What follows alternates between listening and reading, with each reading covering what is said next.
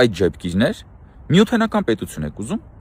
խելքները թացի հետ եք գերել, եկել Հայաստանում դիրքավորվել եք որպես տրոյական ձիեր եւ ուզում եք այս պետությունը մատաղանել։ Ջանները ցեցա չէ ընկել, որ հայ տղերքը չեն զոհվում պատերազմում, որ խաղաղություն է։ Ուզում եք այս պետությունը փուրը տակ, որ հայ տղերքը զոհվեն ուրիշների սանձազերծած պատերազմում։ Այ վաշխառուներ, այս պետությունը ուզում եք աճուրդի հանեք մի երկու թուլափայի համար ու ժողովրդի ճակատագիրը որպես մանրադրամ շպրտեք ուրիշների ոտքերի տակ։ Էսա ձեր ուզածը։ Դուք խոսալ չգիտեք, չխոսալել չգիտեք։ Չի ստացվելու։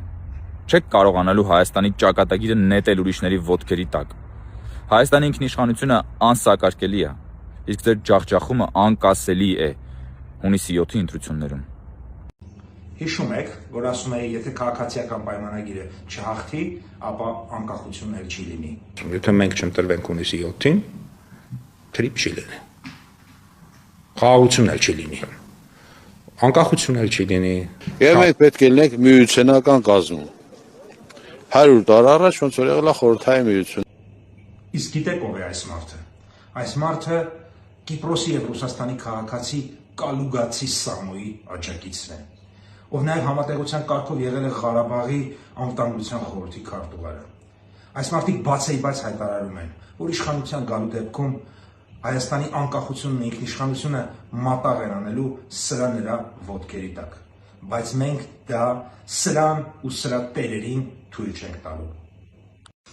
Բարև բարեկամներ, հուսամ լավ եք, գործողման եմ մեկնում եւ տրանզիտային օդանավակայանում եմ ու ուզեցա մի կարևոր բանի մասին խոսել, որը շատ է ազդում շատ մարդկանց վրա։ Այսպես կոչված Facebook-յան կամ սոցիալական մեդիայի թակարդի մասին եմ ուզում խոսել,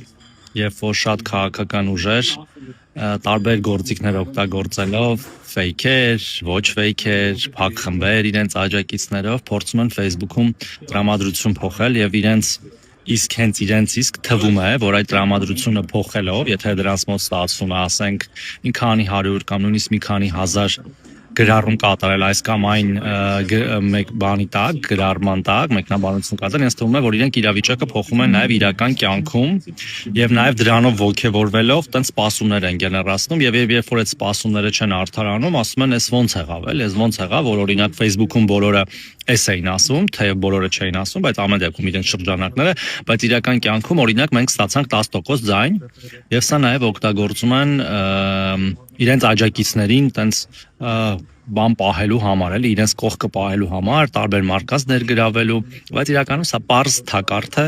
որի անունը ես դրել եմ Facebook-յան թակարդ։ Սիրելի հայրենակիցներ, մի ընկեք Facebook-յան թակարդը,